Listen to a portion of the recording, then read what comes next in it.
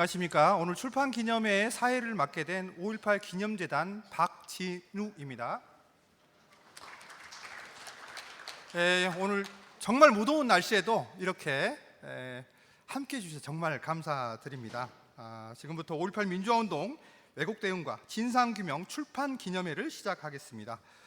5.18 기념재단은 이번 출판 기념회를 통해 시민과 함께한 5.18 민주화운동 왜곡 폄훼 대응 활동과 진상규명의 성과와 의미, 과제를 공유하고자 합니다. 개회식에서는 별도의 뇌비인 소개가 없습니다. 2부 회고와 증언 시간에 간단하게 뇌빈 소개도 곁들여서 할 수 있도록 하겠습니다. 다시 한번 양해 말씀드립니다. 이어서 두 분의 인사 말을 듣겠습니다. 먼저 5.18 기념재단 원순석 이사장님의 인사 말씀이 있겠습니다. 박수 부탁드립니다.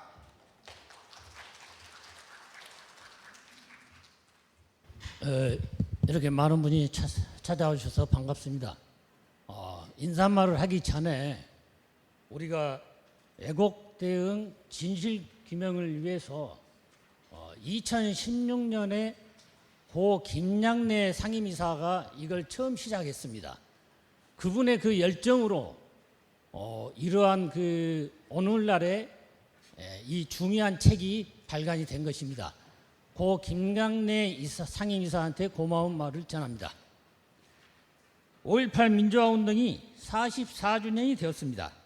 5.18은 우리에게 여전히 가슴 아픈 진실로 남아있지만 정치적인 목적, 불온한 의도로 왜곡 폄훼하려는 시도는 계속되어 왔습니다. 5.18 기념재단을 비롯한 여러 단체와 기관들, 시민들은 진실을 밝히고 왜곡을 방지하기 위해 법률 대응, 사회적 연대, 특별법 개정 등을 활동을 진행했습니다. 5.18의 왜곡 대응과 진상규명 활동은 한국 사회의 다양한 부분과 영역에 몸담고 계시는 수많은 분의 협력과 연대의 결과물입니다.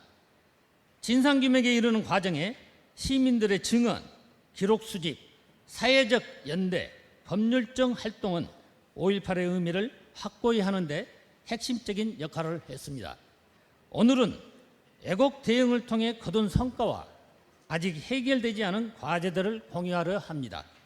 이 책이 근절되지 않는 과거사의 왜곡 폄훼에 대응하기 위한 참고서로 미래를 함께 생각하는 지침서로 활용되기를 기대합니다. 이 책은 특히 옛 전남도청 앞 5.18 민주광장, 국회, 법원, 연희동 등 다양한 현장에서 왜곡 대응과 진상규명을 위해 헌신하신 5.18 민주화운동 관련 단체, 시민사회단체 회원들의 노고를 기반으로 작성되었음을 밝힙니다. 끝으로 이 책을 만들기 위해 고생해 주신 집필팀, 자료조사팀, 그리고 기획팀에게도 고마운 말씀을 전합니다. 고맙습니다. 이사장님 감사합니다. 다음으로 광주광역시 민주인권평화국 박용수 국장님의 인사 말씀을 듣겠습니다. 박수 부탁드립니다. 네, 반갑습니다. 강기정 시장이 와서 축하의 말씀을 드려야 되는데 제가 대신 말씀을 전하게 돼서 양해 말씀드리겠습니다. 5.18 민주화운동 왜곡 대응과 성과 출판 기념을 진심으로 축하드립니다. 이 책이 나온다라고 하는 것이 얼마나 의미가 크고 뜻깊은 일인지 모르겠습니다.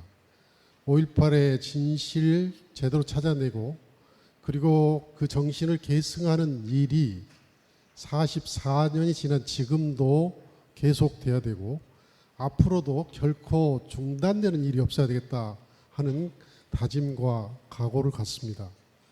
이 일을 위해서 함께해 주신 모든 분들께 감사 말씀 드리겠습니다. 저는 개인적으로 생각해 볼 때 광주 시민들이 1980년도에 5.18 그 당시에 그 자리에서 느꼈던 것들이 지금도 생생합니다. 누구나 다 알고 있었습니다. 5.18의 진실이 무엇인지. 전두환 군사 쿠데타 세력이 권력 창탈을 위해서 반란, 내란을 일으키고 광주에서 자신들이 폭동을 일으켰다는 사실을 너무나 잘 알고 있었습니다. 그래서 저희들이 그 불의에 맞서서 싸웠습니다.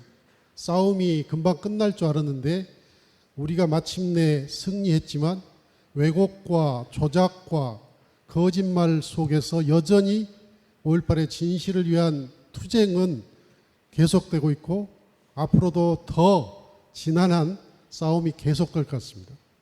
5.18 왜곡에 대한 끈질긴 저희들의 투쟁만이 5월 정신을 지켜내는 길이다. 저는 이렇게 생각하면서 오늘 책이 발간된 것에 대해서 정말로 뜻깊게 생각하면서 축하의 말씀과 함께 그 감격을 함께 나누고 싶습니다. 감사합니다.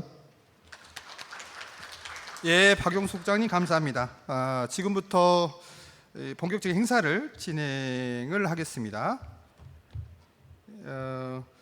총 5분의 발표가 각각 있겠습니다.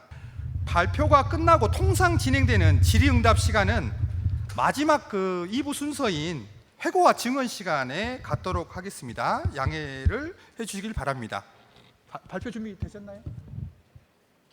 예. 그럼 첫 번째 발표입니다. 5.18 민주화운동 왜곡 대응 진상규명운동의 전개와 의제라는 주제로 우석대학교 정호기 교수님의 발표가 있겠습니다. 박수 부탁드립니다.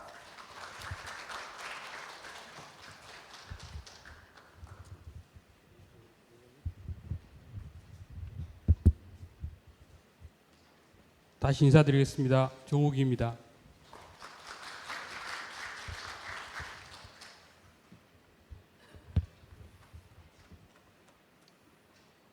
여기 나와 있는 대로 저희가 이 책을 내놓기까지 많은 우여곡절이 있었습니다. 다행스럽게도 책이 나왔습니다만은 처음 시작할 때는 책이 가능할까, 출판이 될까, 설사 책으로 나왔을 때 문제가 없을까, 그리고 내실 있는 책으로 만들어질 수 있을까, 뭐 하여간 염려와 걱정을 한 2, 3년간에 걸쳐서 했었습니다.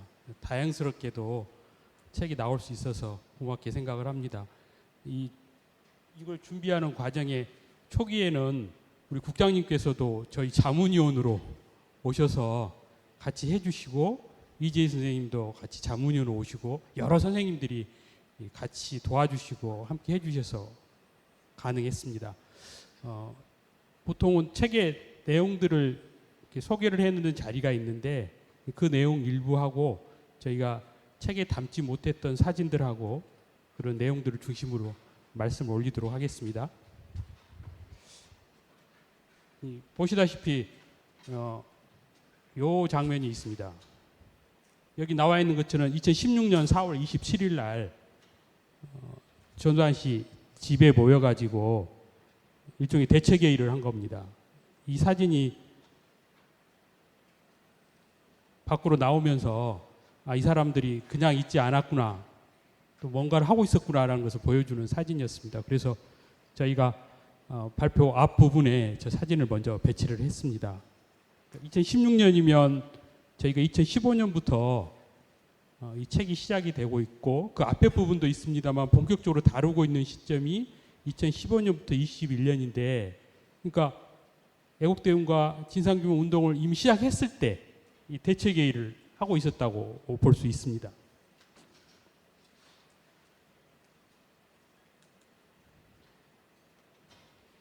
이건 총 7개 꼭지로 나누어져서 말씀을 올리도록 하겠습니다. 먼저 저희 질문입니다. 저희가 어떤 생각을 가지고 있었는가를 말씀드리는 겁니다. 대규모 항쟁이 진짜 일어날 거라고 생각한 사람이 있었을까? 많은 분들은 계획서를 말씀하시기도 합니다. 이건 오래전부터 준비된 거였다.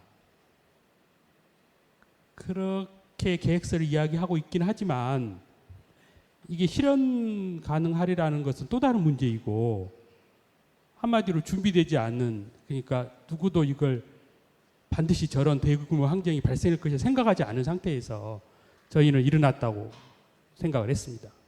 두 번째, 올 기억투쟁이 이렇게 오랫동안 지속되리라고 누가 생각을 했을까? 간단하게 몇 년 진행되다가 끝났거나 중간에 있었던 여러분의 청문회, 그다음 사법적 처벌 이런 고비고비가 있었는데 그것으로 끝나지 않았던 것이 무엇이었을까? 그걸 가능하게 하는 힘이 무엇이었을까? 세 번째, 80년 그리고 그 이후로 여러 상황이 바뀌었고 많은 게 달라졌는데 여전히 왜 힘들다고 말씀을 하시는 건가? 좋아지고 기념시설도 늘어났고 보상도 이루어졌고 많은 것이 달라졌는데 왜 힘들다고 하시는 건가? 다섯 번째, 계승과 미래화를 맞는 궁극적인 문제는 어디에 있는 건가? 좀 더 깊이 생각해 보면 다른 차원에 뭐가 존재하는 건 아닌가? 다섯 번째, 5.18 기념재단은 이 험난한 상황과 이 복잡다단한 정황에서 뭘 해야 되는가? 어떤 역할을 하는 것이 바람직하고 필요한가? 크게 질문은 저희가 5가지로 시작을 했습니다. 먼저 사진을 보면 저희가 과업을 진행하는 모습들입니다. 이건 내부적으로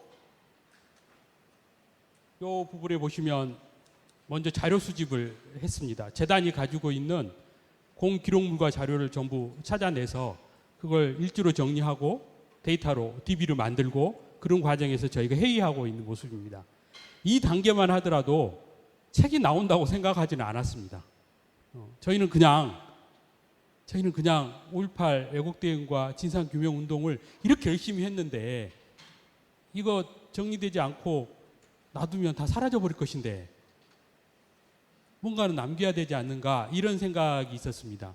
물론 저희 생각도 조금은 있었습니다만 더 중요한 것은 재단이 그렇게 생각을 하고 있었습니다. 그래서 재단이 이걸 하고 싶은데 어떻게 하면 좋을까요? 라는 그런 자문 비슷하게 저희와 참 의논을 했었는데 그때 당시만 하더라도 그냥 모아놓자. 뭔가 그냥 있으면 나중에 활용되지 않을까요? 이런 수준에서 생각을 했던 거였습니다. 그러다가 자료를 모아놓고 보니까 이거 가지고는 안 되겠습니다. 기록물로는 다 확인할 수가 없습니다. 내용을 연결도 안 되고 이게 무슨 의미가 있는지를 파악할 수가 없었습니다. 그래서 관련자분들 찾아 나서는 일이 저희가 필요했습니다. 주요하게 있었던 분들에게 이게 뭡니까? 왜 이렇게 하셨습니까? 그 뒤에 숨어있는 배경은 뭡니까? 이런 것을 질문드리고 묻는 과정이 수반돼야 했습니다. 이 두 분께는 사실은 저희가 시작할 때는 30분만 시간을 내주십시오라고 했습니다. 이미 아픈 상태였기 때문에 저희가 오랜 시간을 끌 수가 없었습니다. 30분만 말씀해 주세요라고 했는데 실제로 면담은 2차례에 거쳐서 9시간을 받았습니다. 30분을 요청드렸는데 9시간을 했습니다. 그런데 더 해야 될 얘기들이 많았습니다. 다 못했습니다. 면담은 저희 팀뿐만 아니라 이 뒤에도 다양한 사람들이 배석해서 다 같이 듣는 방식으로 정리를 했습니다. 이 기록물들은 구술 면담하는 그 틀에 맞춰서 작성을 해서 기념재단에 그대로 보존되어 있습니다. 영상물, 사진, 녹취문 그대로, 원문 그대로 보장되어 있습니다. 변호사님도 해야 됐습니다. 저희는 처음에는 변호사님들까지는 생각하지 않았는데 변호사님 해야 된다. 변호사님들이 이번 일에는 굉장히 중요한 일들을 하셨기 때문에 만나야 된다. 이렇게 말씀을 하셨습니다. 그래서 주요 변호사님들을 저희가 만나 뵙게 됐습니다. 그것뿐만 아니라 이건 정치인의 문제이기도 했다. 국회의원들의 역할도 상당했다. 그래서 국회의원들 중에서 다 못 만나지만 만나야 된다. 그래서 또 오셔서 추가로 이야기를 듣는 시간을 그렇게 가졌습니다. 변호사님들이십니다. 그러니까 계속 점진적으로 늘려가는 과정이었다고 말씀드릴 수 있습니다. 방금 오셨는데 신부님도 저희 같이 말씀 나누셨습니다. 그래서 좋은 얘기 해주시고 숨어있는 얘기 해주시고 그렇게 했습니다. 보고하는 자리입니다. 저희가 보고를 여러 차례 드렸습니다. 내부적으로. 아까 말씀드린 대로 점진적으로 키워오는 과정이었기 때문에 그때마다 계속 보고가 이루어졌어야 됐고 그 과정에 대한 평가가 수반돼야 됐습니다. 이 사업은 거의 3년, 실제로 진행한 것은 2년 6개월 정도 진행이 되었습니다. 그러니까 단계별로 이렇게 계속 변화해가면서 왔습니다. 이 책에 만들어진 배경입니다. 5.18만큼 법률이 많이 제정된 사례가 드뭅니다. 과거사 중에요. 그리고 사법적 판결도 했습니다. 그런데도 왜 불안정한가? 정치 권력의 성향에 따라서 과거사는 요동치고 있습니다. 어쩔 때는 굉장히 좋은 방향으로 흘렀다가 어쩔 때는 그냥 급건 직하하는 상황이 생겼습니다. 애국과 폄훼의 주체가 바뀌어버렸습니다. 국가 차원에서 주도했는데 이제는 민간 단체들이 나서서 애국을 주도하고 있습니다. 사법부의 판결이 있었지만 효력을 반감시키는 일도 비일비재로 발생을 하고 있습니다. 사법부의 의미가 없어져 버렸습니다. 그래서 그동안의 여정을 정리해야 됐습니다. 저희 생각은 그렇습니다. 이 일은 기념재단뿐만 아니라 여러 기관과 단체, 개인 등등이 참여한 종합적인 결과물이어야 된다고 생각을 합니다. 근데 기념재단을 준비를 했습니다. 왜냐하면 다 할 수가 없었습니다. 그리고 그것을 다 기억하시는 분도 만나기가 그렇게 어려웠습니다. 불과 얼마 되지 않는 일이었는데 다 기억이 섞어지고 또 정확하게 자기 역할을 찾아서 말씀하시기가 어려워하셨습니다. 그래서 그걸 극복하는 문제가 저희 정말 숙제였습니다. 그래서 결국은 부족하지만 지금 자료나 근거가 확실히 남아있는 기념재단 얘기를 중심으로 쓰고 다른 분들의 얘기들은 같이 조화롭게 구성을 한다. 그렇게 했습니다. 기간은 2015년부터 2021년이지만 책을 넘겨보시면 앞뒤로 이루어진 얘기도 가능한 한 넣으려고 했기 때문에 시기가 저기에 많이 쓰여져 있다는 것이지 저기만 다뤘다는 얘기는 아닙니다. 그리고 저희 하면서 보니까 인식 주체에 따라서 관심이라든지 시각이 참 다르셨구나 이런 것을 느낄 수 있었습니다. 자료 수집은 진상규명조사위원회가 출범할 무렵부터 사실 이거 해야 된다고 생각을 했습니다. 기념재단의 고객과 증언센터가 해체된 상황에 왔었습니다. 이걸 해체한다고 그랬습니다. 해체되기 전에 뭔가 정리해야 됐었습니다. 그래서 2022년 4월부터 세 차례에 거쳐서 점진적으로 확대해 왔습니다. 말씀드린 대로 이 자료와 책은 한계와 공백이 많습니다. 그건 앞으로 추가로 해야 될 과업이고 이게 저희가 그렇게 내부적으로는 말씀을 나눴습니다. 이건 뼈대다. 기본 뼈대를 만든 것이기 때문에 그 뼈대에 맞춰서 법조인들은 법조인대로, 시민사회단체는 시민사회단체대로, 또 시청은 시청대로 자기들의 역할과 그것을 덧붙이는 작업이 필요할 것 같다. 이렇게 얘기를 했습니다. 애국과 탄압의 시대를 종결을 시켰습니다. 법률로 인해서. 그리고 사법부의 재판을 통해서.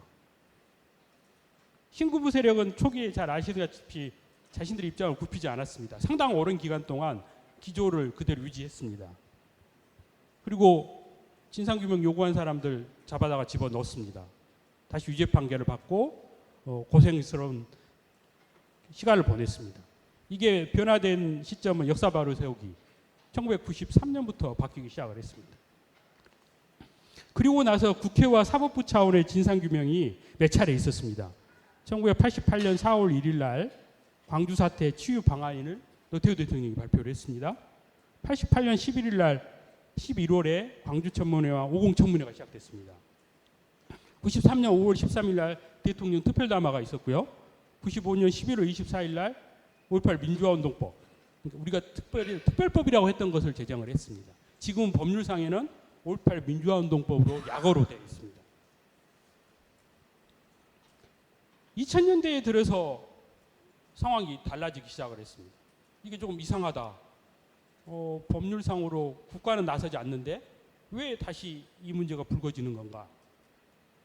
2002년 8월에 신문에 광고가 게재되고 2008년에 인터넷에 유포되고 그러고 나뉘고 있을 때 2021년 5월에 5.18 민주화운동 기록물이 유네스코 세계 기록유산에 등재가 됐습니다. 기억하시겠지만 유네스코에 등재시키지 말아야 된다고 쫓아가고 시위하고 막 그랬던 기억이 있습니다. 그런데도 계속됐습니다. 2013년에 특히 심각했습니다. 광주시의 차원에서는 2013년 5월에 5.18 역사왜곡 대책위원회를 출범시켰고 이것을 상당히 오랜 기간 유지를 했습니다. 이때쯤 재단이 뭔가를 본격적으로 해야 된다는 생각을 했던 것 같습니다. 기록물상에는 그렇게 확인이 되었습니다. 왜곡 방식도 달라졌기 때문에 과거에는 그렇게 신경 쓰지 않았던 법률 대응이 중요하게 등장하기 시작을 했습니다. 보다시피 지만원에 대한 소송과 재판이 한두 차례가 아니라 계속되고 있습니다. 지금 또 했습니다. 새롭게 시작하는 재판도 또 있습니다. 지만원은 지금 아직 수감되어 있습니다. 그러나 끝나지 않는 싸움을 계속해가고 있는 겁니다. 물론 상당 부분은 승소를 해서 승소금을 받기도 하고 그렇습니다만은 멈출 때도 됐는데 계속 가고 있다. 가장 결정적인 그 사람들을 자극하고 이게 큰 문제가 되겠구나라는 것을 보여줬던 사례입니다. 보시다시피 뉴스타운 이게 시청을 비롯해 광주 여기저기 배포가 됐었고 그걸 보고 나서 이대로 둬선 큰일 나겠다라는 생각을 했던 중요한 계기가 됐던 일입니다.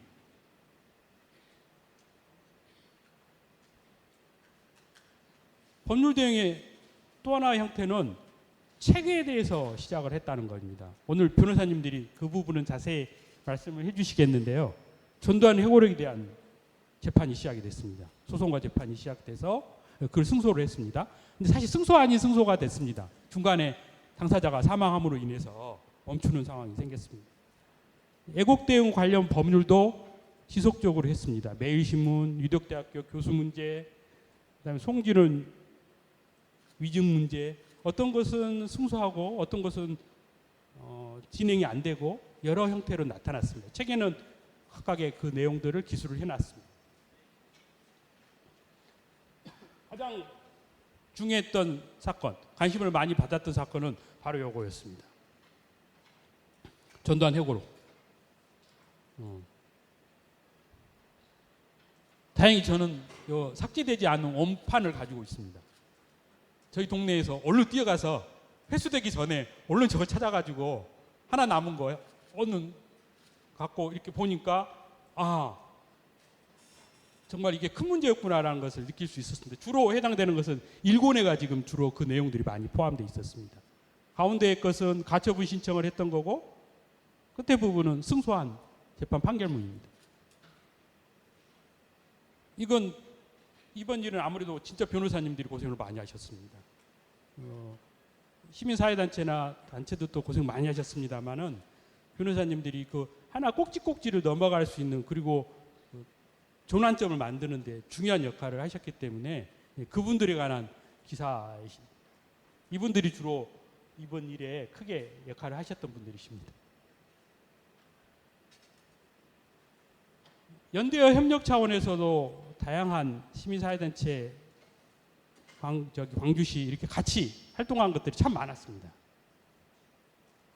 미화시설 철거운동도 같이 했던 성과가 많습니다. 저희 찾아보니까 굉장히 많은 사례에 대해서 요구를 했었고 실제로 절반 정도 이상은 철거하거나 새롭게 개조하거나 뭐 이렇게 바뀌었던 것 같습니다.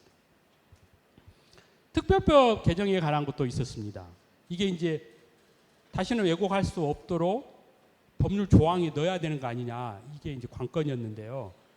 이게 사상의 자유 문제나 발언의 자유 문제와 서로 상충되는 거 아니냐는 갈등이 아주 심했던 것이었습니다.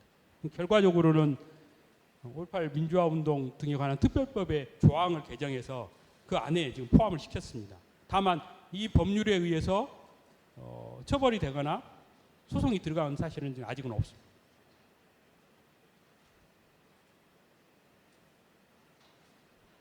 진상규명이 필요하고 법이 만들어져야 되고 위원회가 있어야 된다라는 것을 촉발시켰던 주요 의제들이 있습니다. 굉장히 오랜 기간에 많습니다만은 2015년부터 21년 사이에 큰 사건들이 몇 개가 터졌습니다. 첫 번째 사건은 전일빌단 총탄 흔적 발견과 헬기 사격 논쟁이었습니다. 그 신문이나 뉴스에 워낙 많이 나오고 날마다 이렇게 나왔던 상황건이 이거였습니다. 쟁점은 그거였습니다. 공군용 헬기가 운용되었는가? 그 헬기가 무장을 했는가? 무장한 헬기가 발표했는가? 발표를 어디다 했는가? 발표한 발표물은 피해자는 누구인가? 요것이 이제 관건이 됐습니다. 근데 막연하게 잘 잡히지 않았습니다. 그러다가 2010년 8월 24일 날 국립과학수사연구원에서 전일빌딩에 대한 촌탄 흔적을 감식하기 시작을 했습니다. 1차 감식에서 10개 흔적을 발견을 했고 이후에 추가 감식을 통해서 굉장히 많은 사례들을 찾아냈습니다. 2017년 4월 19일 날 설명회를 했는데 245개 찾아냈다 이렇게 얘기를 했습니다. 다만 어떤 총기로 의해서 발표했는지는 답할 수 없다. 이게 결론이었습니다. 이게 지금 마지막 설명회는 장면입니다. 지금은 이것을 그대로 기념시설로 기념관으로 만들어졌고 전일빌딩이 그나마 본 모습을 유지하고 존속할 수 있었던 중요한 결정적 이유는 총탄 흔적이었다. 이렇게 말씀드릴 수 있습니다. 두 번째는 행방불명자 규명과 안매장 추정기 발굴이 있었습니다. 재단 차원에서는 2015년부터 이 문제를 다루기 시작했습니다. 물론 그 전에도 노력들이 있었고 몇 차례 발굴 과정이 있었습니다만은 아쉽게도 안 나왔습니다. 그래서 2015년부터 예상되는 흔적을 찾아다니고 있었습니다. 밖으로는 말하지 않고 찾아다니고 있었고 그러다가 2017년 9월 18일 날 이거 발표를 하면서 발굴하겠습니다. 그렇게 얘기를 했습니다. 그때부터 총 5차례에 걸쳐서 광주교도소, 너릿제, 광주천 여러 군데를 발굴을 했습니다. 근데 아시다시피 정확한 흔적이 안 나왔습니다. 안 나왔기 때문에 진상규명위원회에 과제가 됐던 것입니다. 재단은 이후에도 누가 조금이라도 그런 정보가 있다 그러면 바로바로 만나러 다녔습니다. 그래서 총 22번의 정도의 만나러 다니는 과정들이 있습니다. 세 번째는 정부와 미국의 문서들이 넘겨받는 것이었습니다. 찾아보니까 미국으로부터 문서를 받는 과정이 한 차례가 아니라 여러 차례였고 그리고 자료들이 상당 부분 이미 넘어왔습니다. 결론적으로 아쉽게도 결정적인 자료는 없습니다. 북한군이 침투하지 않았다라는 것을 입증하는 자료로 활용될 수 있지만 실제로 이게 돌아가는 여러 가지 상황들이 담겨 있는 자료는 사실상 없었습니다.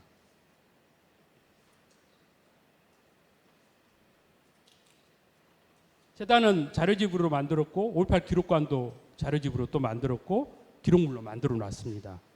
마지막 넘어온 것은 2020년 5월 달에 넘어온 42건의 기밀문서 해제. 이게 지금 마지막으로 넘어온 자료입니다. 물론 진상조사위원회는 더 자료를 수집했겠지만 재단으로 넘어와 있는 자료는 이게 마지막이었습니다. 성폭력 관련 정황과 입증조사도 중요한 문제였습니다. 2018년 4월 30일 날 차명수 선생님이 나 폭력과 고문을 엄청나게 당했다고 공식적으로 발표하는 것이 발단이 되었습니다. 그때부터 10월 31일까지 조사단이 출범하고 하여간 복잡한 과정을 거쳐서 진상규명 활동이 이루어졌습니다. 그러나 결정적인 것은 못 찾아냈습니다. 가해자는 특정하지 못했고 더 많은 사례가 있을 것인데 거기까지는 나가지 못했습니다. 이게 이제 그 장면입니다. 차명수 선생님이 발표하는 장면이고 국방부 장관이 사과하는 장면.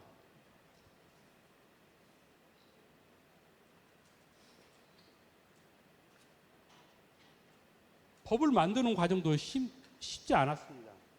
먼저 이제 제정을 해가는 과정에서 어떤 내용을 무엇을 담고 권한이 얼마만큼 있어야 되는가, 위원을 누구로 선정해야 되는가, 이 문제를 가지고 아주 오랜 시간 갈등하고 대립했습니다.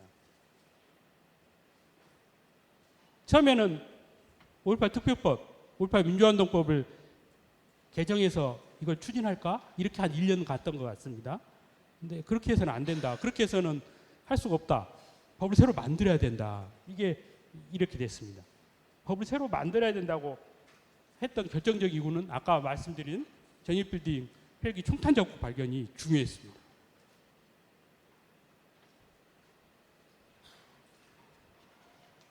수차례 공청회를 했고 찾아다녔고 설명회도 했고 또 집회도 했습니다. 시위도 하고요. 그래서 법이 만들어졌습니다. 법이 만들어진 시점은 2018년 2월 28일입니다. 이날 법이 만들어졌습니다. 물론 재단이나 기념단체나 광주시가 같이 협력해서 그 일들을 하고 있었다는 것을 말씀드릴 수 있습니다. 법이 만든 이후에는 어떻게 할 거냐, 이게 또 관건이었습니다. 진상규명법이 제정된 이후에 쟁점은 세 가지였습니다. 시행령을 어떻게 만들 것이냐. 다 아시다시피 진상규명법은 완전하지 못했습니다. 빠진 것도 많았습니다. 그것을 시행령을 통해서 보완하고 뭔가 해보려고 했었습니다. 그래서 그 구성에 관한 문제가 하나 있었고, 두 번째로는 개정을 통해서 권한을 더 강화시킬 필요가 있지 않느냐, 이 논의가 진행이 됐습니다. 세 번째는 위원 선임을 두고 아주 오랜 기간 갈등이 있었습니다. 기억을 하시겠지만 몇 번 번복이 됐습니다. 그런 와중에 2019년 2월 8일 날 자유한국당에서 대국민 공청회를 했는데 이게 일종의 말하면 기폭제가 됐습니다. 대통령실에서 임명한 것은 2019년 12월 하순이었습니다. 그러니까 오랜 시간 동안, 법이 제정되고 오랜 시간 동안 사실은 여전히 진행되지 않는 갈등을 하고 있었던 겁니다. 이게 이제 어머니들 단체 이분들이 자유한국당 앞에서 시위하던 장면입니다.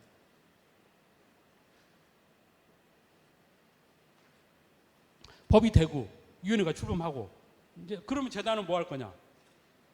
진상조사위원회가 잘 하도록 그냥 박수치고 있을 거냐?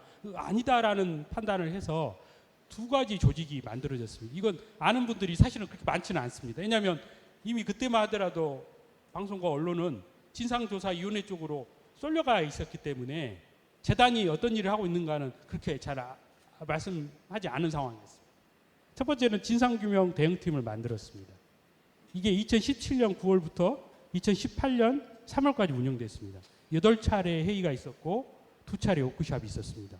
그 결과물이 5.18 민주화운동 진상규명을 위한 과제와 쟁점이라는 책자가 만들어집니다. 공식 출판된 건 아니었습니다. 내부적으로 만든 책자였습니다. 그리고 두 번째로는 진상규명조사위원회가 출범한 이후에 어떻게 할 거냐. 그래서 자문위원회라는 걸 만들었습니다. 이거 역시도 13차례 회의를 했습니다. 책자가 또 만들어졌습니다. 5.18 민주화운동 미해결 과제 쟁점 정리 보고서라는 이 두 개의 책자가 진상규명위원회가 처음 시작할 때 먼저 읽고 시작했던,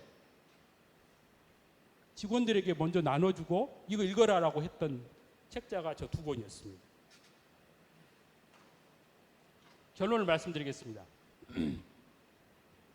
결국 법률이 필요했고 법률을 통해서 뭔가 해보려고 했던 중요한 이유는 사회구성원의 수용력 때문에 그랬습니다. 받아들이지 않으면 어떤 노력을 해도 아무 의미가 없기 때문에 사회구성원들을 받아들여야 된다는 거였습니다.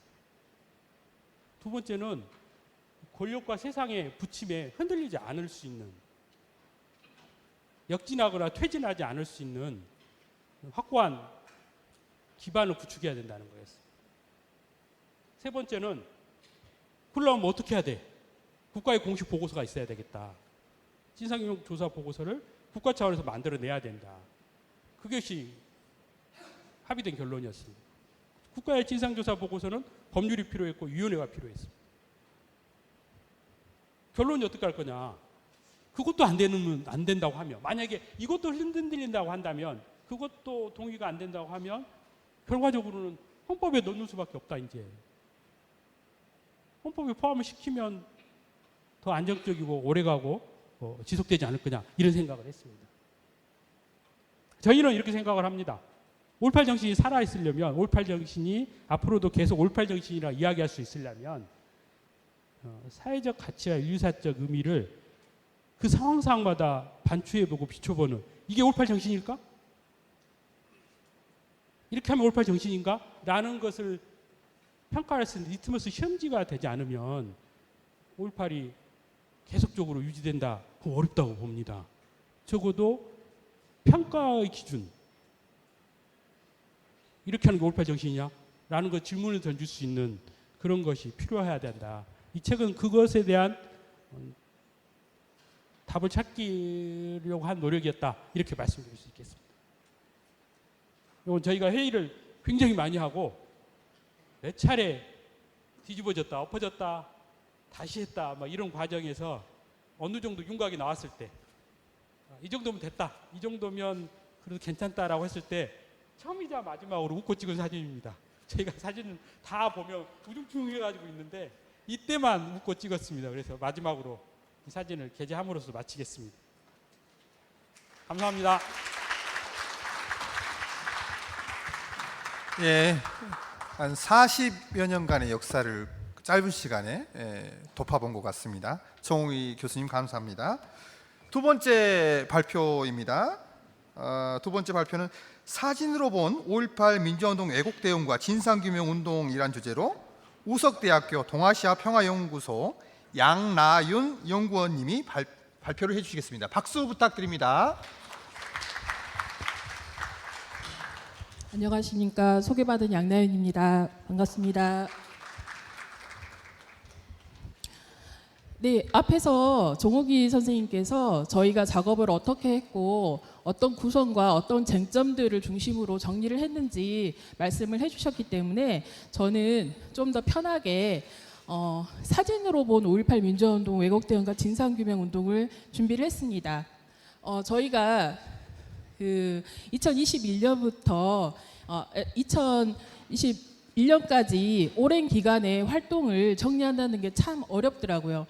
왜 어려웠냐면 정말 너무 많으신 분들이 너무 많은 문제에 많은 노력을 아끼지 않으셨기 때문에 그거를 책 한 권으로 정리한다는 게 굉장히 힘들었습니다. 그래서 주제와 사안별로 내용을 정리하는 것도 신경을 썼지만 저희가 신경 쓴 부분이 그 사진과 일지 정리였습니다.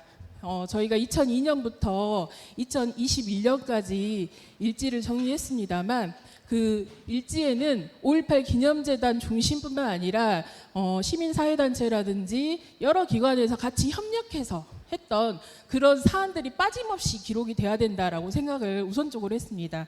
그래서 그 연도별로 일지를 정리하는 데 신경을 많이 썼고요. 또 한 가지는 사진을 좀 많이 넣습니다. 지금 책에서도 보신 것처럼 저희가 사진을 한 120컷 가까이 집어넣는데요. 사진이 저작권 문제나 그다음에 현장 사진이 그때는 있었는데 많이 없어지는 경우가 많잖아요. 그래서 5.18 기념재단에 있는 사진만으로 사진을 구성했기 때문에 한계가 있긴 하지만 사진을 웬만하면 한 컷도 빼지 않았어요. 왜냐하면 현장에 있는 많은 분들의 모습이 빠지면 안 되겠더라고요. 그리고 가장 생동감 있게 그 모습들을 보여줄 수 있는 것 같아서 저희가 책으로도 가능한 여러 기관이 같이 했던 협업들을 담으려고 노력을 했습니다만 사진처럼 그 모습을 잘 보여주는 것이 없다고 생각을 했기 때문에 사진을 좀 많이 이번 책에 실으려고 노력을 했습니다. 그래서 앞부분에 보면 기록 사진들이 있습니다만 좀 그 책으로 인쇄하는 과정에서 컬러로 나오지 않았기 때문에 좀 더 생동감이 없어서 오늘 사진으로 보여드릴까 싶습니다. 편하게 그 전에 활동했던 모습들을 좀 봐주시면 좋겠습니다. 저희가 이제 여러 범위를 제한되었기 때문에 2015년부터 본격적으로 사진 작업을 시작을 했는데요. 아시다시피 이무리안 행진곡은 2000년대 초반부터 문제가 쟁점이 됐었죠. 2015년에 가장 크게 문제가 됐었고 2015년에 5.18 민주화운동 왜곡 폄훼에 대한 대응을 좀 본격화하는 시기가 2015년입니다. 그리고 지만원에 대한 법률 대응을 이때부터 본격적으로 착수하게 됩니다. 그래서 이 중심으로 보면 활동하셨던 사진들을 볼 수 있습니다. 특히 35주년은 이무리안 행진곡 때문에 행사를 별도로 개최하는 등 여러 가지 문제들이 불거지기 시작했죠.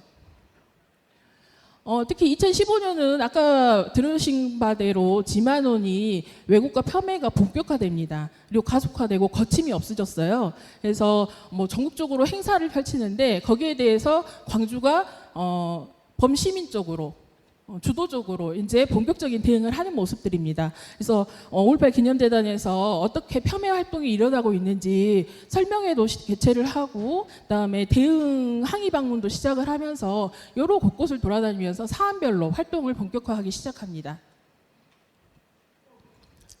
네, 법률 대응을 2015년에 본격적으로 시작을 하는데요.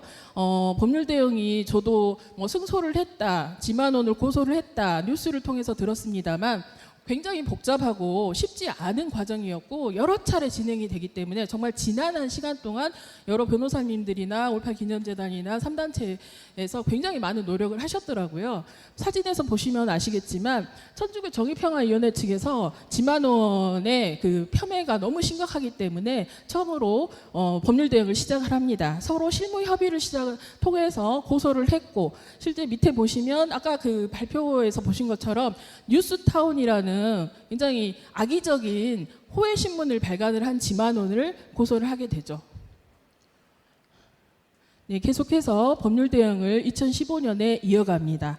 그래서 천주교 정평에 대한 명예훼손 고소와 지만원에 대한 고소가 이루어지는데 또 시민들의 고소가 이때부터 시작됩니다. 특히 지만원이 광수라는 시리즈를 뉴스타운에서 게재를 하면서 인물을 찾아서 직접 그 인물이 고소하게 하는 이런 방식인데 굉장히 어려운 쉽지 않은 과정이었어요. 왜냐하면 사진 속 인물을 특정해야 되니까요. 그래서 여기 계신 분들도 다 보셨겠지만 재단에서 광주시에서 그 인물 속 사진 속 인물 찾기 이런 사진 전시를 하면서 인물을 하나하나 밝혀내고 모아서 계속해서 단계적으로 고소하는 이 과정이 있었습니다.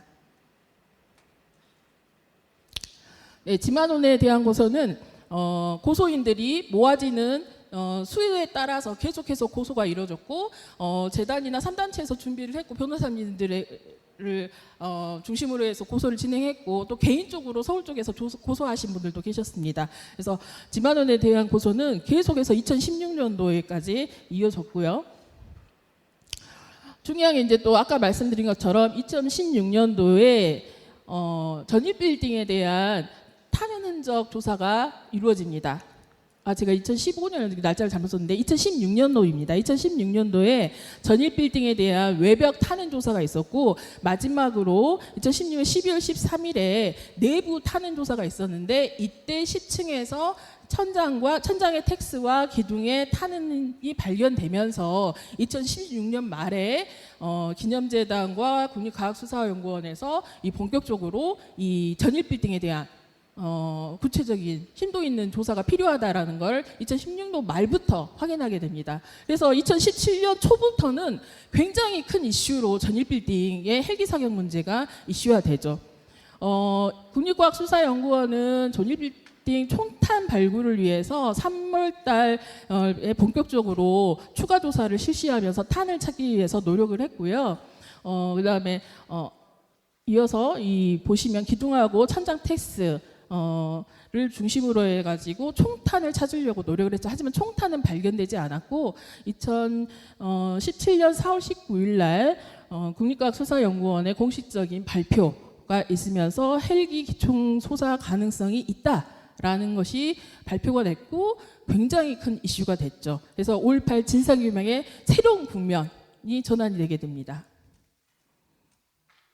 17년도는 정말 많은 일이 있었던 것 같아요. 끊임없이 큰 이슈들이 막 터지는데요. 아까도 이야기된 것처럼 이순자 자서전이 나왔고 전두환 회고록이 또 큰 문제를 일으키죠. 둘 다 자작나무 숲에서 발간이 됐습니다. 이 전두환 해고록으로 인해서 정말 많은 일들을 하셨을 거예요. 여기 계신 분들이 지금 기억이 나실 텐데요. 전두환 해고록 때문에 항의 시위도 가고 관련된 일들을 막 그 재판 과정이라든지 이 문제를 계속해서 보시면서 대응을 하셨을 텐데요.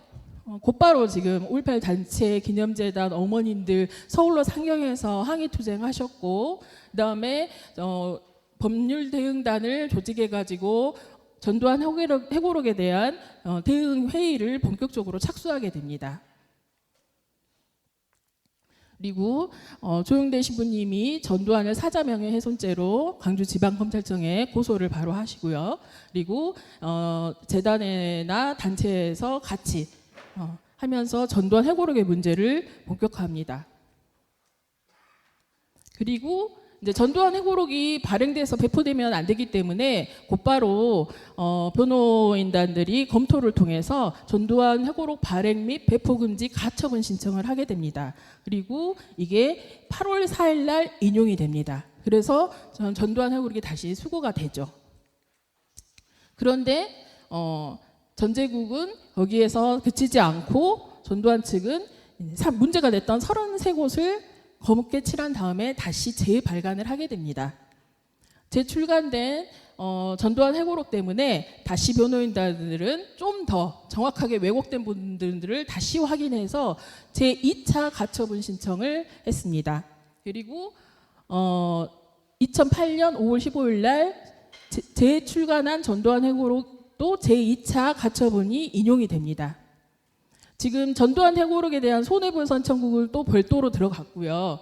1차, 2차 손해배상 청구하고 원고 일부 승소 판결까지 끊임없이 전두환 해고록이 발행됨으로 인해서 이 관련된 사안들, 법률 대응뿐만 아니라 시민 대응도 있었고 헬기 사격과 관련된 문제, 여러 측면들이 연결되면서 2017년, 18년까지 굉장히 많은 일들이 있었습니다. 근데 지만원에 대한 법률 대응도 계속 이어지고 있습니다만 지만호는 그 출판을 계속해서 이어가면서 왜곡과 폄훼를 끊지 않고 있죠. 특히 2017년도에 5.18 영상고발이라는 책을 출간을 하게 되는데요. 잘 아시는 것처럼 아까 뉴스타운 호해에서 북한 광수군이라고 해가지고 시민들을 왜곡했던 그 부분을 5.18 영상고발이라는 책을 발행을 하면서 마치 이게 과학적, 기계적으로 연구한 팩트라는 식으로 낸 책이 5.18 영상고발입니다. 그래서 이 법률대응단은 곧바로 이 책에 배포 금지 가처분 신청을 하고 그 다음에 여기에서 명예가 훼손된 분들은 명예훼손죄로 지만원을 고발하게 됩니다. 그래서 이 5.18 영상고발 관련된 투쟁들이 또 이어지게 됐습니다.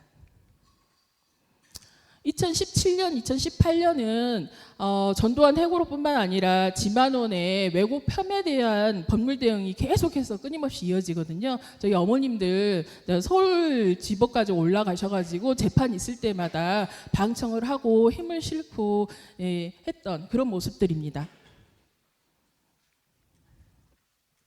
그리고 2017년도에 또 하나의 큰 이런 진상규명을 위해서 5.18 재단 측에서 안매장 발굴을 계획하게 됩니다. 안매장 추정지 발굴 조사는 굉장히 어렵죠. 그 지역을 확인하고 발굴한다는 것 자체가 재단 내 힘만으로도 되는 것도 아니고 여러 기관의 협조와 노력이 필요합니다. 그리고 쉽지 않은 작업들인데요. 그래도 재단은 여러 기관과 협의와 사전 준비를 통해서 2017년 하반기부터 본격적으로 유해 발굴, 추정 발굴 조사를 발표를 하고 계획을 발표를 하고 시행을 시작합니다.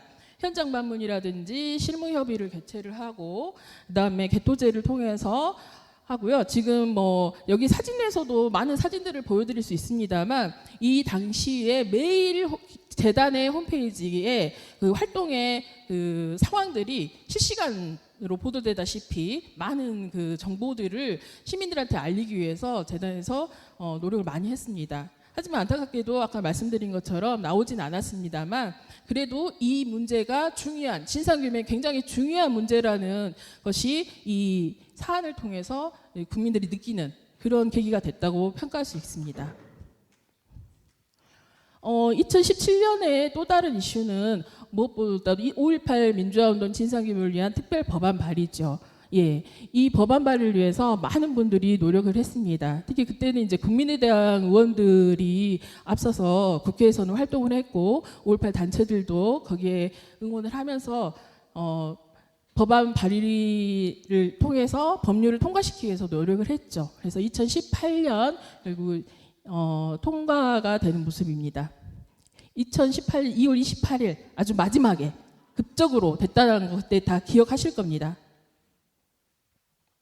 법안이 통과되고 나서 진상조사위원회가 구성돼서 활동을 할 줄 알았지만 그게 구성이 지체되면서 진상규명 사업이 요원해지는 상황이었습니다. 그래서 촉구하러 지금 국회를 방문하셨고 각 당을 방문해서 위원들을 빨리 추천을 해서 진상규명위원회를 구성하고 촉구하는 그런 사진들입니다. 그리고 실제로 재단하고 3단체하고 그다음에 각 지역에 있는 시민단체라든지 다 힘을 모아가지고 이때는 진상규명조사위원회 구성 촉구나 활동이 계속해서 이어집니다. 기억나실 겁니다. 예, 국회 쫓아가시고 현장 가셔가지고 시위하고 했던 것들. 네. 그리고 이때 또 하나의 불을 지핀 게 국회의원들의 망언입니다. 망언 자체가 굉장히 심각했죠. 5.18 유족들을 폄훼한다라든지 왜곡 사실을 진실처럼 거침없이 얘기한다든지 너무 심각한 망언들이 쏟아지면서 이때 5.18 진상규명조사위원회 구성 문제라든지 그다음에 망언이 문제되면서 이 의원들의 처리 문제 그다음에 이 활동들은 왜곡의 처벌법으로까지 제정하자는 그 목소리로 이어지게 됩니다. 그래서 2019년도에 정말 많은 활동들을 하셨더라고요. 광주뿐만 아니라 서울까지 올라가셔가지고 현장마다 정말 많은 곳에서 이 5.18 왜곡처벌법 제정을 위해서 노력을 하셨는데요. 저 보시다시피 광주광역시 금남로, 그다음에 뭐 서울시 청계광장까지 가셔가지고 하셨던 모습들입니다. 정말 많은 시민사회단체와 협력 속에서 5.18이 더 이상 왜곡되면 안 된다라는 이런 목소리를 키웠던 것 같아요. 예, 여기는 자유한국당 규탄 광주 전남 시도민 대회 모습입니다. 예, 기억이 새록새록 나시죠? 네, 계속해서 처벌법 제정 촉구를 위한 기자회견을 열고 각 당사를 방문을 해서 면담을 통해서 처벌법 제정을 촉구하는 모습들입니다. 네, 광주 전남 시도민대회 모습이고요. 2018년부터 2019년도는 이런 처벌법 제정을 위한 노력들이 계속 폭물처럼 터졌던 그런 흐름이 있었습니다. 네. 2019년까지 계속해서 이 진상규명과 그 왜곡처벌법 제정을 위한 노력들이 이어졌습니다. 예. 그러면서 이제 5.18 민주화운동에 관한 특별법을 위한 본격적인 어떤 밑그림을 그리는 작업들로 성과를 보이기 시작합니다. 그래서 5.18 역사왜곡 처벌법 추진 방향을 논의하기 위해서 공청회가 열렸습니다. 그리고 이게 3법이 통과되면서 기자회견을 통해서 3법의 그 국회에 통과된 기자회견을 했던 모습이고요. 예, 여기까지 이제 그 진상규명과 왜곡 처벌을 위한 노력들이었다면요. 아까 전두환 관련된 이슈들은 계속해서 끊임없이 이어져 왔지만 그 사이에 전두환이 재판을 계속 회피하면서 재판이 제대로 이어지지 않았습니다. 그러다가 2019년부터 재판이 이제 본격적으로 다시 본격화되면서 이 전두환의 처벌, 구속처벌, 재판 진행, 속행 이런 것들을 요구하는 시민들의 시위들이 또 이어집니다. 보시는 것처럼 5.18 민주유공자 산단체와 기념재단이 서울로 전두환 자택에 앞에 가가지고 시위했던 모습이고요. 전두환은 재판에 3번 출두를 했죠. 가장 먼저 왔었던 때가 지금 2019년 3월 11일입니다.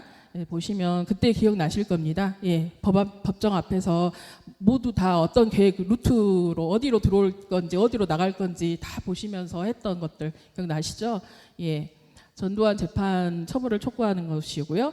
뭐 광주뿐만 아니라 서울에서도 5.18 관련 단체 서울 지부에서도 시민 기자회견을 연다든지 처벌을 촉구한다든지 재판을 촉구한다든지 이런 움직임들이 계속해서 있었습니다.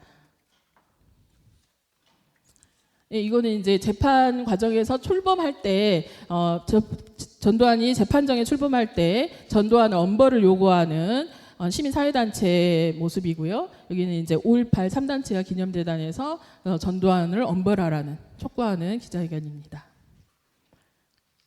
네, 여기는 전두환 1심 선고 공판 모습입니다. 전두환이 출두를 했고요. 재판장 앞에서 시민들이 전두환의 주문 1심 선고를 놓고 했던 퍼포먼스 장면입니다. 예, 그래서 2019년부터 2021년까지 계속해서 전두환 재판과 관련해서 끊임없이 시민사회단체 5.18 관련된 분들 다 나와가지고 열심히 활동하셨던 지금 모습입니다. 그런데 안타깝게도 2021년 11월 23일 전두환이 사망을 하면서 사망을 했죠. 그래서 재판이 형사 재판은 끝나게 되는데요. 그 전두환 죽음으로 인해서 이제 진실을 묻을 수 없다 성명서를 바로 발표를 하고 전두환 회고록에 대한 손해배상 재판은 전제국과 소송 수개인이 이순자를 상대로 지금도 계속해서 진행이 되고 있습니다. 그래서 안타깝지만 형사 재판은 끝났지만 민사 재판에서 계속해서 이 전두환에 대한 그 손해배상과 5.18 진실을 진상규명을 알리는 이런 활동들은 이어지고 있습니다. 2015년 지만원에 의해서 5.18이 심각하게 폄훼되고 왜곡되면서 지금까지 정말 많은 이슈와 노력과 사안들이 있었습니다. 근데 지만원은 여전히 이 활동을 멈추지 않고 있죠. 계속해서 왜곡 도서를 발행하고 있고요.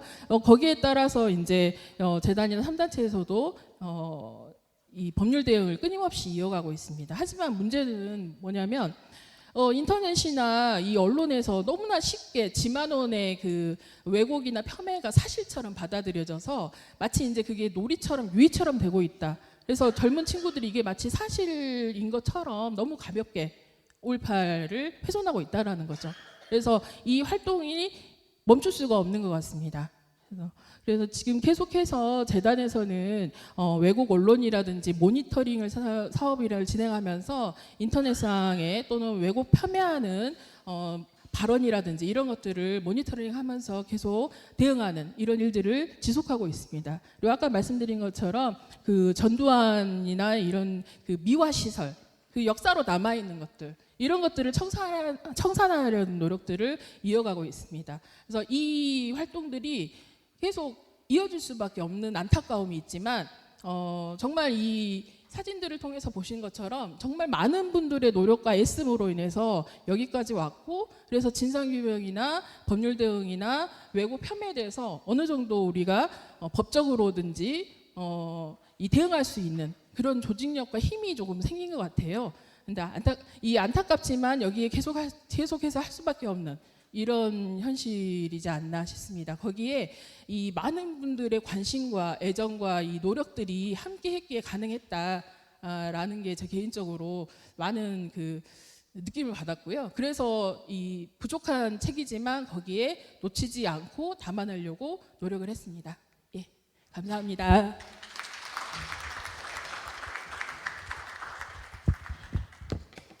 예, 양나연 선생님 감사합니다. 이곳에 계신 모든 선생님께서 왜곡 대응과 진상 규명의 주인공이었습니다. 서로에게 응원과 감사의 마음으로 서로 박수를 좀 쳐주시면 좋겠습니다. 예, 세 번째 그 발표를 진행하도록 하겠습니다. 최기영 변호사님 준비해 주십시오. 예, 세 번째는 방금 이제 보셨는데요. 지만원 재판 과정에 대해서 법률사무소 세벗 최기영 변호사님의 발표를 듣도록 하겠습니다. 최기영 변호사님 소개하겠습니다. 박수 부탁드립니다.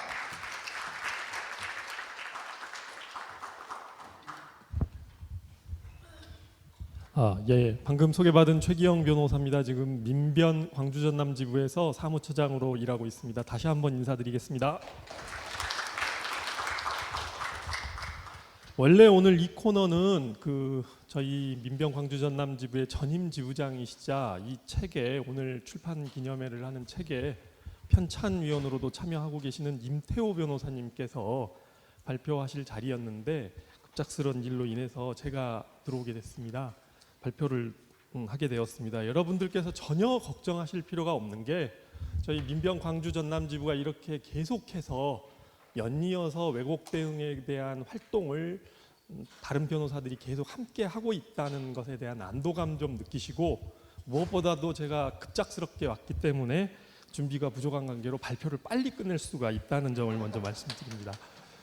간략하게 지금 왜곡 대응에 대한 소송이 아직도 계속 진행 중에 있기 때문에 종결된 상태가 아닙니다. 이 왜곡 활동이 종결이 돼야 저희들의 활동도 비로소 종결이 될 수 있을 것인데 지금까지 계속 진행되고 있는 것이기 때문에 전체적인 틀에 대해서만 한번 말씀드릴까 합니다.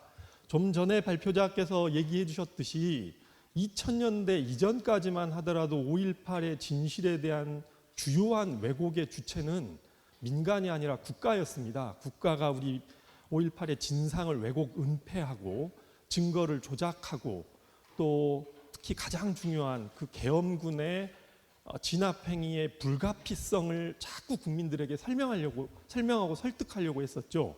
근데 2000년대 이후부터는 지만원이라는 사람이 북한군 특수군 개입설이라는 그럴듯한 가설을 하나 제기하고 이에 부안해동하는 여러 사람들이 인터넷에 이 폄훼의 치밀한 사실관계에서부터 치밀하게 조작하는 걸 넘어서서 매우 희화하고 우리 일반의 시민들이 느끼기에 매우 분노스러운 그런 표현들로 우리 5.18의 진상을 조롱하기 시작합니다. 이런 것에 대해서 명예훼손 소송을 제기했던 것이 첫 번째였습니다. 그런데 그러한 그 소송들이 대법원에서 결국은 형사적으로 처벌할 수 없다는 결론이 났었습니다. 여기에서 첫 번째 그 역사 왜곡에 대한 대응에 있어서 첫 번째 변곡점이 등장합니다. 기존의 집단 명칭에 의한 명예훼손으로 처벌할 수 없다라는 대법원의 태도에 응하기 위해서 저희 민변 광주 전남 지부의 변호사님들과 광주 지방변호사의 5.18 특위 등 변호사 단체가 머리를 맞대고 상의해서 아까도 말씀드렸던 광수 개인들을 찾아내서 그 개인들이 개인의 명예훼손으로 지만원 등을 고소하기 시작했던 겁니다. 지만원만 고소당한 게 아니고 그러한 표현을 나르는 인터넷 네티즌들까지 사실 고소해서 모두 다 유의미한 결과가 나왔습니다. 대표적으로 지만원은 2023년에 대법원에 의해서 징역 2년형의 형이 확정이 되어서 지금 서울구치소에 수감 중입니다.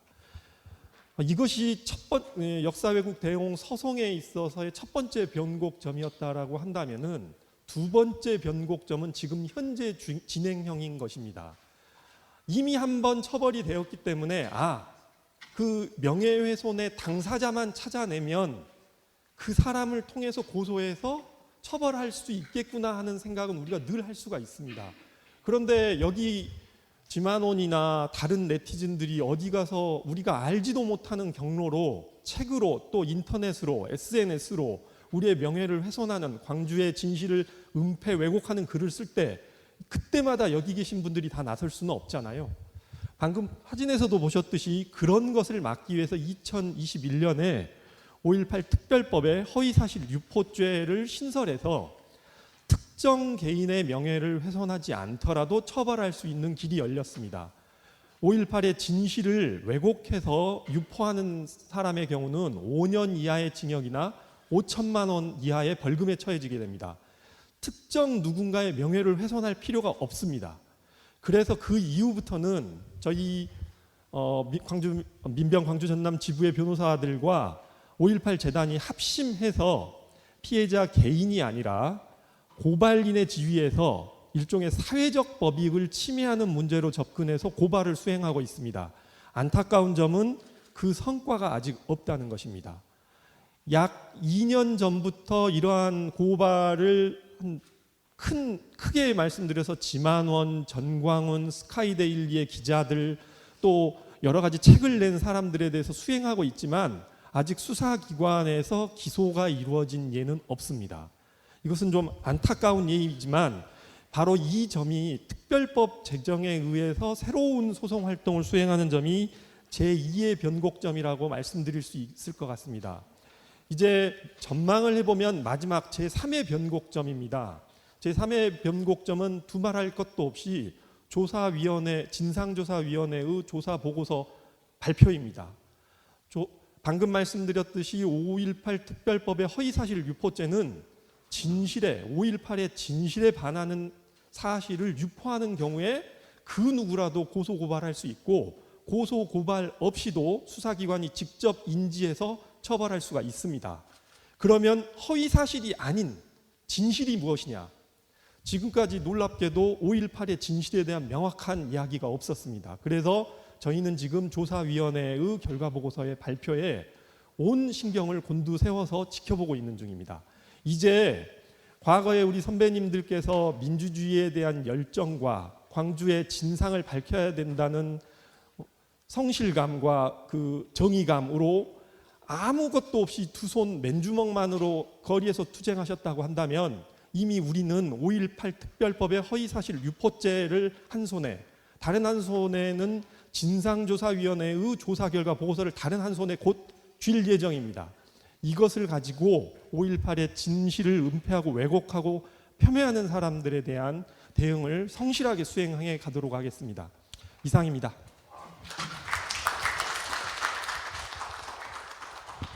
예, 사정상 그 갑작스러운 그 발표에도 정말 막힘없이 이렇게 발표를 해주신 최기영 변호사님께 다시 한번 박수 부탁드립니다. 이제 총 5개 발표 중에 4개, 이제 4번째 발표가 되겠습니다. 4번째 발표는 우리 김정호 변호사님 준비해 주십시오. 예, 그 돌아가신 조비오 신부님께서 산 전두환을 법정에 세웠다고 했습니다. 이 의미를 여기 계신 분은 다 아실 겁니다. 전두환 재판 과정에 대해 법무법인 이우스 김정호 변호사님의 발표를 듣도록 하겠습니다. 박수 부탁드립니다. 방금 최기영 변호사님이 준비를 안 해왔기 때문에 짧게 한다고 했는데 저는 준비를 많이 해왔지만 더 짧게 하겠습니다. 여러 번 다 나왔고 다 아시는 내용이고 오늘 이제 이 책을 출간하는 자리이기 때문에 그 책 출판에 노력하신 처음 발표하신 분들은 직접 책을 만드신 실무를 다 맡으신 분들이니까 길게 하시는 게 맞겠고요. 저나 이 최기영 변호사님은 저희까지 길게 하면 이제 너무 지루하죠. 그래서 가장 훌륭한 발표는 가장 짧은 발표라는 말을 실천하도록 하겠습니다. 여러 가지를 써왔는데 제가 그냥 저도 2017년 4월 3일이 전두환 해고록을 출간한 날입니다. 그때 이후로 지금까지 쭉 그 전에는 지만원 소송을 좀 조롱하는 정도에 있다가 좀 뒤에서 도와주는 역할을 하다가 전두환 해고록이 출판되면서 김양래 당시 이사님하고 차정수 부장님이 전두환 해고록 1권을 갖고 오셨더라고요. 그때 운명적으로 이제 이 일을 더 열심히 하게 된 계기가 됐습니다. 그래서 넘기지 마세요. 그냥 앞에 놔두세요. 네. 넘기면 끝이 없으니까 80장이나 되니까 이 상태로 끝낼 테니까요. 그때 이후로 계속 지금까지 똑같은 일에 천착하게 되고 그때 이제 발을 잘못 디딘 거죠. 어떤 느낌이냐면 처음에 전두환 해고록에 대한 출판금지 가처분하고 형사고소장을 쓸 때는 우리 후배들을 시켜서 저는 좀 검토만 해줄 생각이었어요.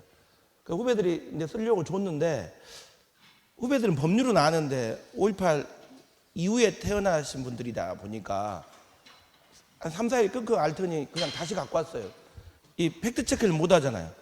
어떤 것이 허위이고 어떤 것이 허위가 아닌지를 구별을 내는 것이 가장 기본인데 그것을 체크리스트를 못 만들기 때문에 결국은 다시 저한테 가져와서 가처분 신청서하고 형사고소장만 써주면 나머지는 자기들이 하겠다고 그때 그 말을 안 들었어야 되는데 이제 그걸 하다 보니까 그때 이제 여기 이재희 박사님 계십니다만은 그때 이재희 박사님이 쓰신 너머너머라는 책이 제 2판 개정판이 출간된 시점입니다.